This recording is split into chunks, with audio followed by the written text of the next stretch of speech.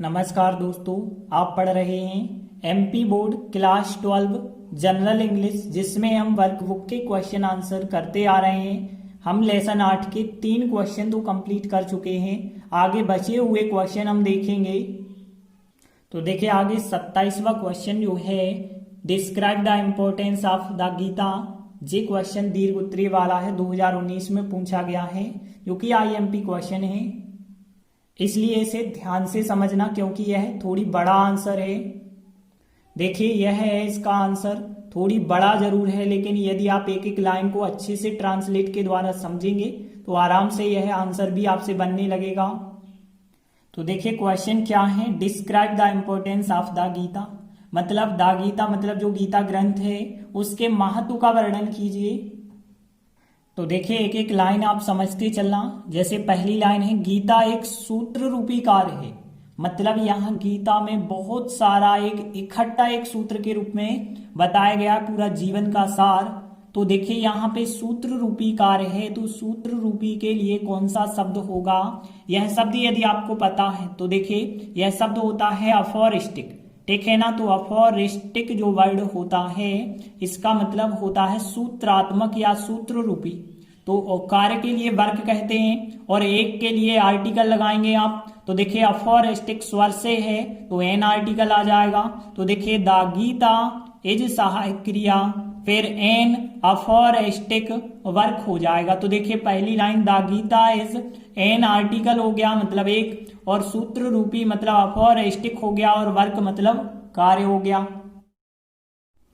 फिर देखिए, कोष्टक में इसका मतलब बताया जा रहा है कि सूत्र रूपी कार्य कैसे है, अर्थात एक छोटी सी चतुर कहावत के लिए संबोधित है। मतलब कहने का अर्थ है, गीता में जो भी शिक्षा दी गई है कि आत्मा अमर है, मतलब एक छोटी सी ही कहावत है कि आत्मा नष्ट नहीं हो सकती। आत्मा के बारे में सबको पता है, फिर भी उसके लिए जो कुछ चीजें बताई गई हैं वो इतनी मिला जुला के बताई गई हैं कि वह एक सूत्र रूपी कार्य बन चुका है। तो देखिए, यहाँ पे बताया गया है, अर्थात एक छोटी सी चतुर कहावत के लिए संबोधित है यह पूरी की पूरी गीता।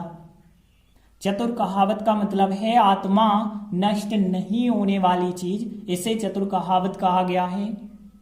तो देखिए, हम इसको कैसे ट्रांसलेट करेंगे। अर्थात के लिए क्या कहते हैं? दैट इज कहते हैं, या फिर I.E लिखा जाता है अर्थात के लिए। तो अर्थात हो गया। और फिर एक छोटी सी चतुर कहावत के लिए यदि हम देखें, सॉल्ट मतलब कह सकते हैं छोटी सी, और फिर क्लेवर, क्लेवर सेइंग मतलब होती है कहावत या कथन। ठीक है ना? तो सेइंग का मतलब होता है कथन या कहावत, और क्लेवर तो आप लोगों को पता होगा चालाक चतुर होता है। तो क्लेवर सेइंग मतलब चतुर कहावत। आ शॉर्ट एक छोटी सी, ठीक है ना? आ शॉर्ट मतलब एक छोटी सी, क्लेवर सेइंग मतलब चतुर कहावत, और के लिए मतलब हम कह सकते हैं टू कह सकते हैं। और फिर संबोधित है, एक तो शब्द होता है एड्रेस्ड, लेकिन यहाँ पे एक शब्द लिखा गया है जो नया शब्द है, हम यही शब्द लिख रहे हैं, परटेनिंग। तो परटेनिंग का मतलब होता है संबोधित होना। तो परटेनिंग शब्द यहाँ इस्तेमाल किया गया है। आप यही शब्द यदि यह भूल जाते हैं तो एड्रेस्ड भी आप लिख सकते हैं। तो देखिए, हमने फिर लिखा I.E मतलब अर्थात, ठीक है ना? दैट इज सहायक क्रिया भी इसी में शामिल हो गई, इसलिए अलग से नहीं लिखना है। दैट इज मतलब अर्थात हो गया, और फिर इसे लिखेंगे लेकिन I.E, और फिर परटेनिंग मतलब संबोधित है, और फिर टू मतलब के लिए, और फिर यहाँ पे लिखेंगे आ शॉर्ट एक छोटी सी, क्लेवर सेइंग मतलब छोटी सी चतुर कहावत के लिए। तो देखिए, यहाँ I.E pertaining to a short clever saying, और फिर यहाँ पे जो कि मतलब यहाँ पे दैट कह सकते हैं, विच कह सकते हैं, जैसे हमने यहाँ विच लिखा। और फिर एक सामान्य मतलब यहाँ पे कह सकते हैं जनरल, एक सामान्य, और सत्य मतलब ट्रुथ, और फिर व्यक्त करना जो होता है, ये तो आप लोगों को पता होगा, एक्सप्रेस का मतलब होता है व्यक्त करना। और फिर इरादा रखना जो होता है वो होता है इंटेंड, ठीक है ना? तो इंटेंड का मतलब होता है इरादा रखना। अब देखिए, जो कि इरादा रखती है प्रेजेंट सिंपल है, लेकिन वाक्य बनाया गया पेसिव वॉइस में। तो इज एम के बाद थर्ड फॉर्म आएगा, तो विच इज, और फिर थर्ड फॉर्म आएगा, तो यहाँ इंटेंड टेंडेड हो जाएगा। तो विच इज इंटेंडेड जो कि इरादा रखती है।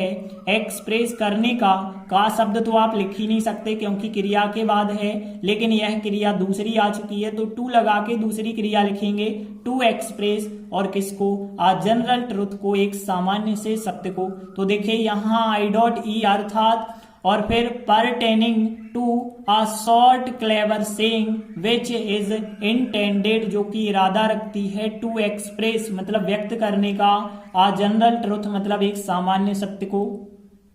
इसके बाद अगली लाइन, यह एक महान धार्मिक कविता है।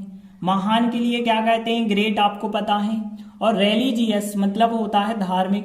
तो यहाँ पे एक शब्द आप याद रखना है, रेलिजियस का मतलब होता है धार्मिक, तो रेलिजियस। और फिर पोयम मतलब कविता। तो यहाँ पे हम कह सकते हैं इट और फिर एज सहायक क्रिया लगाएंगे और फिर आ ग्रेट मतलब एक महान और फिर धार्मिक मतलब रेलिजियस, पोयम मतलब कविता। तो it is a great religious poem हो जाएगा इस लाइन का translate, it is a great religious poem. इसके बाद अगली लाइन, गीता करने और ना करने का एक संग्रह मात्र नहीं है। तो देखिए करने और ना करने का हमने आपको बताया था पिछले क्वेश्चन आंसरों में, डूज एंड डोंट्स मतलब करने का एंड डोंट्स मतलब ना करने का। तो डूज एंड डोंट्स मतलब करने का और ना करने का। तो यहाँ पे करने का और ना करने का के लिए क्या हो जाएगा? डूज एंड डोंट्स हो जाएगा। और फिर कलेक्शन मतलब होता है संग्रह, तो आ कलेक्शन कह सकते हैं, नॉट मतलब नहीं, आ कलेक्शन मतलब एक संग्रह।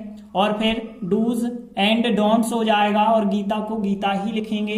तो देखिए यहाँ पे फिर आंसर क्या होगा इस लाइन का ट्रांसलेट, एज सहायक क्रिया तो आएगी कि the Gita is not a collection. Collection तो आपको पता है संग्रह होता है, तो the Gita is not a collection.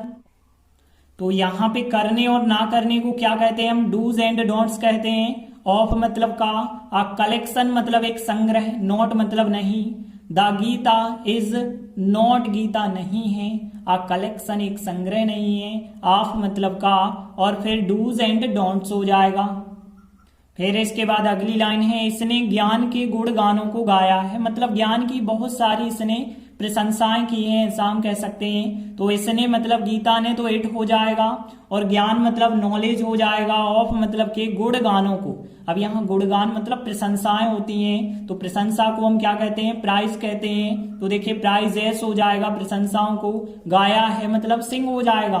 तो यहाँ पे देखिए इट, अब देखिए गाया है परफेक्ट टेंस है, तो परफेक्ट टेंस में हैज हैव के बाद थर्ड फॉर्म लगाते हैं, तो इट हैज और सिंग का थर्ड फॉर्म होगा संग, तो इट हैज संग इसने गाया है। और फिर प्राइजेस मतलब गुण गानों को, तो यहाँ पे प्राइज का मतलब प्रशंसा होता है और गुण गान बहुवचन है तो प्राइजेस हो जाएगा। तो यहाँ पे इट हैज सिंग का थर्ड फॉर्म संग हो जाएगा और फिर यहाँ पे द प्राइजेस कह सकते हैं हम गुण गानों को, और फिर ऑफ और फिर हो जाएगा नॉलेज मतलब ज्ञान के गुण गानों को गाया है। तो देखिए पहले हम इन लाइनों को रिपीट कर लें फिर आगे की लाइन देखें। तो देखिए यहाँ पे द गीता इज और फिर N aphoristic work, that is कह सकते हैं, या I.E pertaining to a short clever saying which is intended to express a general truth. It is a great religious poem. The Gita is not a collection of do's and don'ts. It has sung the praises of knowledge. इसके बाद देखिए अगली line, लेकिन यह सिर्फ बुद्धि से परे है। देखिए यह वाक्य तो हमने पिछले क्वेश्चन आंसरों में बताया था। सिर्फ के लिए मेयर लिखा था, मेयर इंटेलेक्ट, सिर्फ बुद्धि की बात करें तो मेयर इंटेलेक्ट, और से परे के लिए हमने वर्ड बताया था बियॉन्ड, तो यहाँ बियॉन्ड याद रखेंगे। और मेयर मतलब सिर्फ होता है इंटेलेक्ट, ठीक है ना, इंटेलेक्ट का मतलब होता है बुद्धि, इंटेलेक्चुअल्स बुद्धिजीवी कहलाते हैं। तो यहाँ पे देखिए मेयर इंटेलेक्ट हो जाएगा सिर्फ बुद्धि, बियॉन्ड मतलब से परे, और इट मतलब यह है, बट मतलब लेकिन, तो बट इट और फिर इज सहायक क्रिया लगाएंगे। तो यहाँ but it is beyond mayor intellect, तो यहाँ बट इट लेकिन यह है, इज मतलब है, बियॉन्ड से परे, मेयर इंटेलेक्ट सिर्फ बुद्धि से परे। इसके बाद अगली लाइन है, गीता को सबसे महानतम पुस्तकों में से एक माना जाता है। देखिए माना जाता है कहते हैं कंसीडर, ठीक है ना। तो आपको पता होगा कंसीडर का थर्ड फॉर्म कंसीडर्ड होता है, प्रेजेंट सिंपल का पैसिव वॉइस है। गीता को माना जाता है, कौन मानता है इसके बारे में तो पता नहीं है। तो यहाँ पे द गीता इज सहायक क्रिया हो जाएगी और कंसीडर्ड हो जाएगा। और फिर यहाँ पे देखिए वन ऑफ तो सुना होगा, वन ऑफ का मतलब होता है में से एक, तो वन ऑफ का मतलब होता है में से एक। और फिर सबसे महानतम पुस्तकों की यदि हम बात करें तो यहाँ पे कह सकते हैं सबसे महानतम मतलब द ग्रेटेस्ट बुक्स कह सकते हैं। द ग्रेटेस्ट मतलब सबसे महानतम बुक्स मतलब किताबों की बात करें तो देखिए यहाँ पे the Gita is considered one of और फिर द ग्रेटेस्ट बुक्स।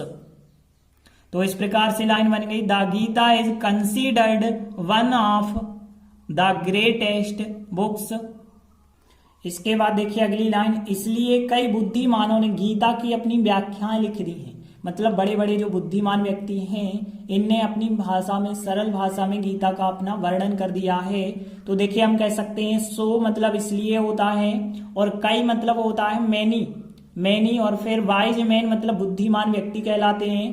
तो सो मैनी वाइज मैन कई बुद्धिमानों ने, और फिर गीता को गीता ही लिखेंगे और फिर ऑफ मतलब हो जाएगा की, और फिर अपनी व्याख्याएं अपनी, देखिए बुद्धिमानों के लिए हम कह रहे हैं वाइज मैन कह रहे हैं, MEN कह रहे हैं, बहुवचन है, बहुवचन है मतलब दियर आएगा क्योंकि बहुवचन दे कहलाते हैं, दे का अपना क्या होता है दियर। और व्याख्याओं के लिए जरूर आप शब्द याद रखें, देखिए इंटरप्रिटेशन कहलाती हैं व्याख्याएं। तो इंटरप्रिटेशंस का मतलब होता है व्याख्याएं, तो इंटरप्रिटेशंस हो जाएगा। और फिर लिखना तो आपको पता है, लिख दिए मतलब राइट होता है लिखना। तो देखिए यहाँ इसलिए कई बुद्धिमानों ने मतलब सो मैनी वाइज मैन कई बुद्धिमानों ने, और फिर अब देखिए परफेक्ट टेंस आ गया है जैब के बाद थर्ड फॉर्म, तो यहाँ हैव लगाएंगे और थर्ड फॉर्म मतलब रिटन लिख दिए। तो यहाँ so many wise man have written और अपनी व्याख्याएं मतलब दियर इंटरप्रिटेशन, और फिर इसके बाद ऑफ गीता मतलब गीता की। तो यहाँ so many wise man have written their interpretations of Gita. इसके बाद देखिए अगली लाइन है, इसे दुनिया की लगभग सभी भाषाओं में अनुवाद किया गया है। तो देखिए यहाँ पे कैसे इस लाइन को ट्रांसलेट करेंगे हम, तो यहाँ पे ध्यान देना, भाषाओं के लिए हम क्या कहते हैं, लैंग्वेज कहते हैं। ऑल लैंग्वेज हो जाएगा, सभी भाषाओं की बात हो गई। और यहाँ पे इन मतलब में हो जाएगा, और लगभग मतलब ऑलमोस्ट होता है, तो ऑलमोस्ट ऑल लैंग्वेज की बात हो गई इन मतलब में। और फिर ऑफ द वर्ल्ड हो जाएगा, विश्व की या दुनिया की। तो यहाँ द वर्ल्ड ऑफ हो गया, ऑलमोस्ट ऑल लैंग्वेज हो गया, इन हो गया, और फिर ट्रांसलेट करना मतलब अनुवाद करना हो गया। तो देखिए इट मतलब इसे, अब ध्यान देना यह कौन सा टेंस है, परफेक्ट टेंस है, लेकिन वो भी पैसिव वॉइस में है। क्यों है, हमने कहा इसे अनुवाद किया गया है, तो अनुवाद करने का काम इसने नहीं किया है, किसी व्यक्ति ने किया होगा, वो व्यक्ति तो आप बता नहीं रहे। तो इट के बाद यहाँ पे ध्यान देना परफेक्ट टेंस का पैसिव वॉइस कैसे बनता है, has have plus been third form लगता है, तो बीन थर्ड फॉर्म के द्वारा बनता है। तो यहाँ हैज तो आएगा, साथ में बीन भी आपको लगाना पड़ेगा। तो it has been translated third form, it has been translated, और फिर हो जाएगा इन ऑलमोस्ट ऑल लैंग्वेज, और फिर ऑफ द वर्ल्ड हो जाएगा। तो it has been translated in almost all language of the world. अगली लाइन है, यह समय से परे है। तो देखिए इट लिखेंगे, समय को टाइम कहते हैं, बियॉन्ड मतलब से परे होता है, ये तो आपको पता है। तो देखिए इट इज बियॉन्ड टाइम, तो इट इज बियॉन्ड टाइम इस प्रकार से बन जाएगा। तो देखिए एक बार हम इतनी लाइनें और रिपीट कर दें। तो देखिए यहाँ पे but it is beyond mayor intellect, और फिर द गीता इज कंसीडर्ड माना जाता है, और फिर one of the greatest books, so many wise man have written their interpretations of Gita. और फिर it has been translated in almost all language of the world, it is beyond time. तो देखिए answer जो है इस प्रकार से पूरा होगा कि the Gita is an aphoristic work, Gita एक सूत्र रूपी कार्य है, अर्थात I.E परटेनिंग मतलब संबोधित करता हुआ, to a short clever saying मतलब एक छोटी सी चतुर कहावत के लिए, विच इज इंटेंडेड जो कि इरादा रखती है टू एक्सप्रेस व्यक्त करने का, अ जनरल ट्रुथ एक सामान्य से सत्य को, it is great religious poem मतलब यह एक महान धार्मिक कविता है। यहाँ पे आर्टिकल नहीं लिखा है, आर्टिकल जरूर लिखें, it is a great religious poem. फिर Gita is not a collection, Gita एक संग्रह नहीं है ऑफ डूज एंड डोंट्स का, इट है संग इसने गाया है द प्राइजेस गुण गानों को ऑफ नॉलेज ज्ञान के, बट इट इज बियॉन्ड लेकिन यह सिर्फ बुद्धि से परे है मतलब मेयर इंटेलेक्ट। और फिर the Gita is considered Gita को माना जाता है और one of the greatest books कई किताबों में से एक किताब माना जाता है, सो मेनी वाइज मैन इसलिए कई बुद्धिमान लोगों ने हैव रिटन लिख दिया है, दियर इंटरप्रिटेशंस मतलब अपनी अपनी व्याख्याएं लिखी हैं ऑफ गीता, गीता की, इट हैज बीन ट्रांसलेटेड इसे अनुवाद किया गया है इन ऑलमोस्ट ऑल लैंग्वेज सभी भाषाओं में ऑफ द वर्ल्ड मतलब विश्व की, इट इज बियॉन्ड टाइम यह समय से परे है। तो देखिए आंसर बड़ा है लेकिन आप ट्राई करेंगे तो आराम से बनने लगेगा। इसके बाद एक और है इसका IMP क्वेश्चन जो 2017 में पूछा गया है। तो देखिए 28वां क्वेश्चन क्या है, who will certainly reach Lord Krishna. देखिए यहाँ भगवान कृष्ण की बात हो रही है और रीच मतलब पहुंचना, सर्टेनली मतलब निश्चित ही, हु मतलब कौन, तो कौन निश्चित ही भगवान श्री कृष्ण के पास पहुंचेगा। तो देखिए इस लेसन में बताया गया वह प्राणी जो उनकी भक्ति करते हुए उनकी गीता को मानेगा। गीता में बताया गया जो कीमती पाठ है, कीमती जो शिक्षा दी गई है उसके अनुसार चलेगा, वही व्यक्ति भगवान कृष्ण के पास पहुंचेगा। तो देखिए आंसर बताया गया वह प्राणी जो अपनी भक्ति के लिए मतलब अपनी भक्ति करते हुए कह सकते हैं भगवान कृष्ण की जो अमूल्य टीचिंग बताई गई है जिसे हम गीता में पढ़ते हैं, तो जो अमूल्य टीचिंग है उसको देगा, देगा मतलब उसके अनुसार चलेगा, वही व्यक्ति भगवान कृष्ण के पास निश्चित ही पहुंचेगा। तो देखिए अब हम इस लाइन का ट्रांसलेट करेंगे, यह लाइन तो क्वेश्चन की होगी। तो देखिए यहाँ ज्यादा कठिन वर्ड नहीं है, वह प्राणी, देखिए प्राणी, वह प्राणी के लिए वन शब्द इस्तेमाल कर सकते हैं आप, वन मतलब वह प्राणी, वह व्यक्ति होता है। और फिर यहाँ पे ध्यान देना अपनी भक्ति, भक्ति की बात करें तो भक्ति के लिए एक शब्द इस्तेमाल किया गया है डिवोटी, तो डिवोटी का मतलब होता है भक्ति या उपासना हम कह सकते हैं डिवोटी, ठीक है। और बाकी तो सब वर्ड आपको पता होंगे। अमूल्य मतलब जिसका कोई मूल्य ना हो या बहुत कीमती कह सकते हैं, मतलब हम कह सकते हैं प्रीसियस, तो प्रीसियस मतलब होता है कीमती या अमूल्य। टीचिंग को टीचिंग लिखेंगे ऑफ, और यहाँ लॉर्ड कृष्ण होगा भगवान कृष्ण, और फिर यहाँ पे टू मतलब के लिए होगा, और हिज मतलब अपनी, तो हिज डिवोटी अपनी भक्ति हो जाएगी, और फिर यहाँ पे हु मतलब जो होगा। तो देखिए वर्ड तो आपको पता है और गिव मतलब देना है। तो देखिए यहाँ पे वह प्राणी जो मतलब वन हु कह सकते हैं हम, वन और हु, वन मतलब वह प्राणी, हु मतलब जो, और फिर फ्यूचर सिंपल है तो विल के बाद आपको फर्स्ट फॉर्म लगाना पड़ेगा। तो यहाँ पे वन हु वह प्राणी जो, विल गिव मतलब देगा। अब क्या देगा, अमूल्य टीचिंग, और कोष्टक में लिखना गीता, तो द प्रीसियस टीचिंग और कोष्टक में लिखेंगे गीता, और फिर ऑफ लिख के किसकी यहाँ पे लिख रहे हैं, लॉर्ड कृष्ण की बात हो रही है, टू हिज डिवोटी अपनी भक्ति के लिए। तो यहाँ पे वन हु वह प्राणी जो, विल सहाय क्रिया लगा के, गिव मतलब देगा, द प्रीसियस टीचिंग कोष्टक में Gita, of Lord Krishna to his devotee, और फिर इसके बाद यह लाइन यहां से या will say, will certainly reach Lord Krishna answer हो जाएगा इस सेकंड लाइन का। तो यहाँ पे विल से लास्ट तक आप लिख देंगे तो सेकंड लाइन का ट्रांसलेट होगा। तो देखिए इस प्रकार से आंसर बना है, वन हु वह प्राणी जो, विल गिव देगा, द प्रीसियस टीचिंग कीमती शिक्षा या अमूल्य टीचिंग जिसे गीता बताया गया है, ऑफ लॉर्ड कृष्ण मतलब भगवान कृष्ण की अमूल्य टीचिंग देगा टू हिज डिवोटी मतलब अपनी भक्ति के लिए। और फिर दूसरी लाइन क्वेश्चन की will certainly reach Lord Krishna भगवान श्री कृष्ण के पास निश्चित ही पहुंच जाएगा। तो इस प्रकार से यह आंसर कंप्लीट हुआ। इसमें एक ही लाइन है, यह लाइन यदि आप ट्राई करेंगे तो बिल्कुल आपसे बनने लगेगी। इसी के साथ यह लेसन यहीं समाप्त होता है। धन्यवाद।